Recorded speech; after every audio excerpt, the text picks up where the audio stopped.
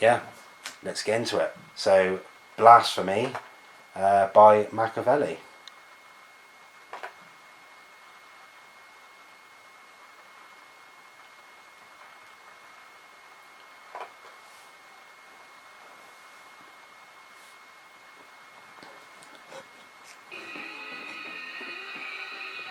God has a plan, and the Bible unfolds that wonderful plan through the message of prophecy.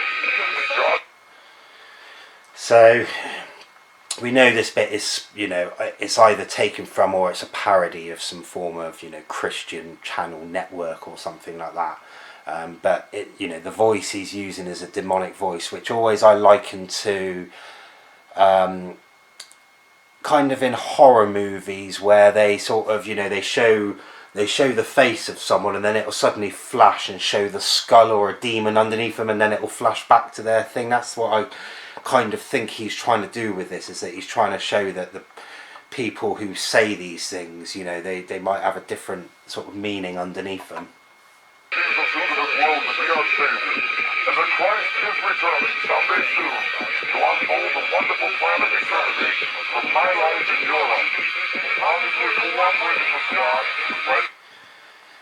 That, out of all of this, it's all, fairly something, I think he's doing it more for the vocal vibe, what I'm saying they're demons and things like that. But that line there, which is as long as we're cooperating with God, the way that's worded is very clever from what he's trying to say. It's kind of, as long as you do what you're told, if you saw, that's what he's getting at there with using that, as long as you do what you're told, you'll be alright, which is what religion is all about. And especially, I don't want to call it corrupt religion, but it kind of is, where people are using religion as a way to get rich or to be powerful over people. And it's this whole damned if you do, damned if you don't sort of thing, it's the old, ingraining the poor people in the ghettos with, not only have they got a hard life to actually try and get out of it, but their mind is, the physical side of them is being controlled as well as the mind. And just the wording of that is not, you don't particularly pick it up, but it's telling that, because just those little things just get into your mind, and you sort of become subservient to it. Jesus Christ is our personal Lord and Savior. As the Lord does return in the coming 7 days, we'll see you next time here on This Week in Bible Prophecy.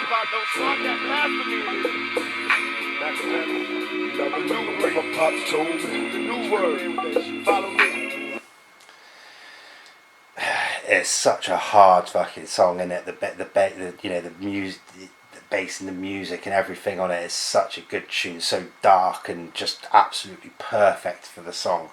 But I just wanted to pick up this bit quickly.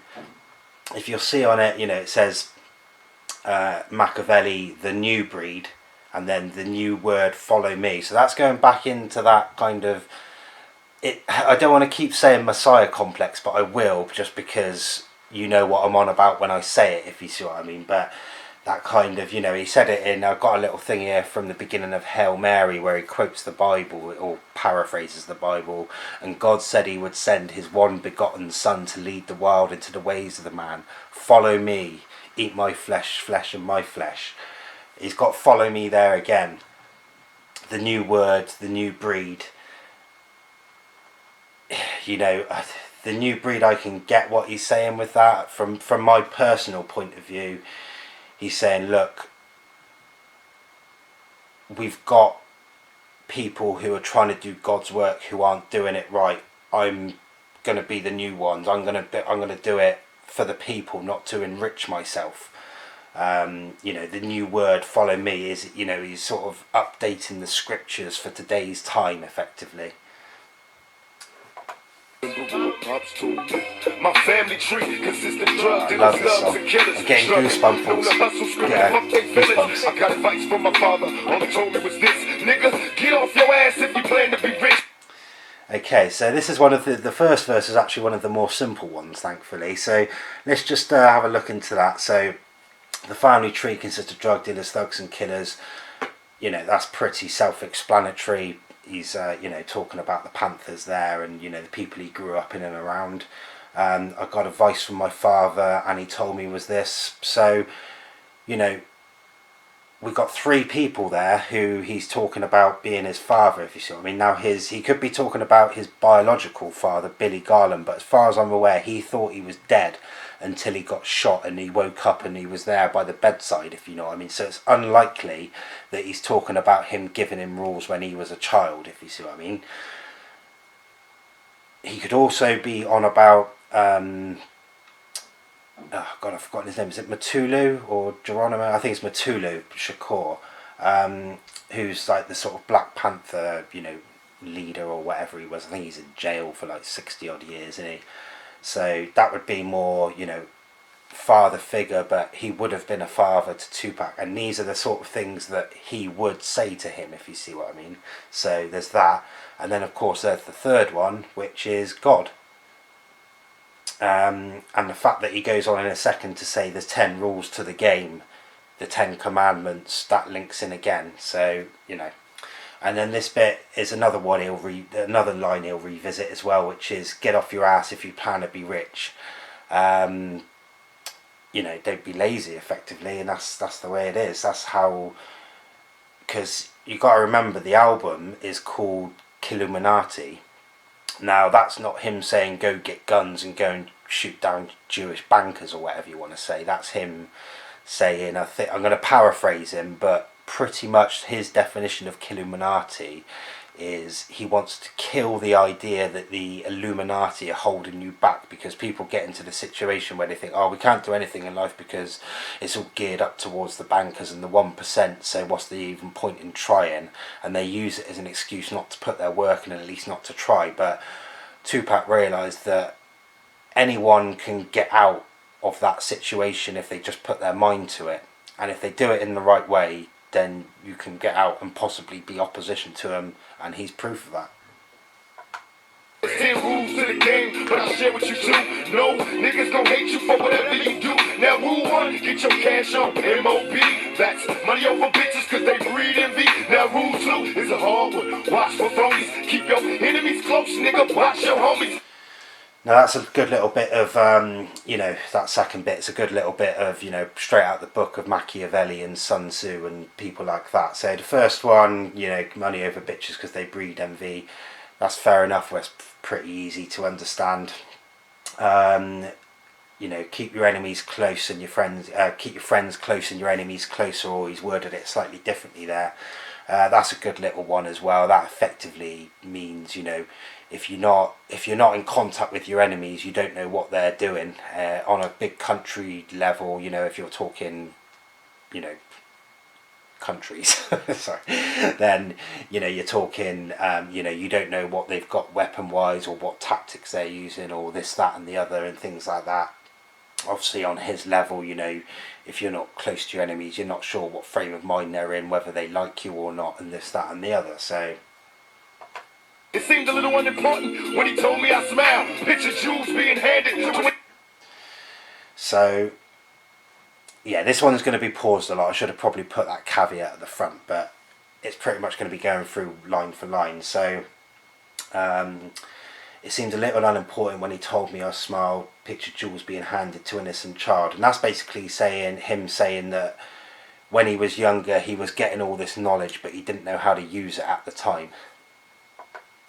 Yeah, I never knew in my lifetime I lived by these rules. Initiated as an outlaw, studying rules. Now Papa ain't around, so I gotta recall or come to grips with being written on my enemy's walls. Promise if I have a seed, I'ma guide him right. Dear Lord, don't let me.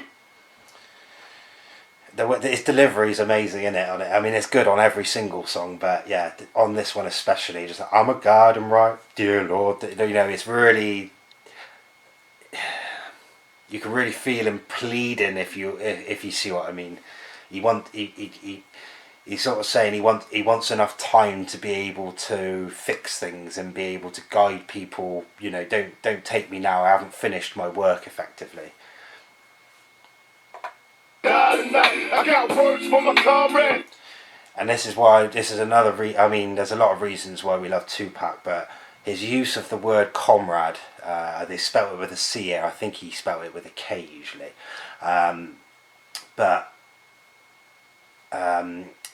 you know, comrade is got a very affectionate piece in my heart, because I'm big on Julius Caesar, and that's how he used to address his troops. He wouldn't, you know, because in Rome it was all the sort of elite would be the commanders, and they would look on the, you know, the, I can't remember what they call them, the grunts, in it. That's what they call them these days. But the sort of, you know, the frontliners, like the peasants and the sort of soldiers, are sort of not on their level, whereas Julius Caesar would call them comrades or brothers in arms, which just builds up that sort of thing. And that's why Caesar was so effective, because his legions would die for him, if you see what I mean. And that's what Tupac's trying to sort of say here. He's like, you know, I'm not here to command you and tell you what to do. I'm with you on the front line, and I'm going to lead you into battle on the front line. I'm not going to be stood at the back, you know, watching it all unfold in front of me and just chopping out commands to you or telling you what to do. I'm going to be the first one on the front line, running in with you, you know, a la Alexander the Great. Ain't nothing free, give back what you earn. No doubt, getting high in the motherfucker, bless me, please. This thug life will be the death. Okay, so we got the first bit of it. After that, comrades, listen and learn, ain't nothing free, get back what you earned. So from my recollection, he's talking about the black people in general. They put their work, they built the American country, you know what I mean, literally, mentally and physically, with all their labour from the slaves and all that sort of thing. So they need to get back what's theirs, which is, you know, everything that America's got that's good and why it's so rich is built off their back. So they need to grab that back. And then the next bit, bless me please, this thug life would be the death of me. Couple of meanings on that. We've got the initial meaning, the first one that you think of, which is he's living the gangster lifestyle and that lifestyle is going to get him killed. Or we've got the thug life, which is the code of laws he was going to come out, you know, the hate you give little infants fucks everybody.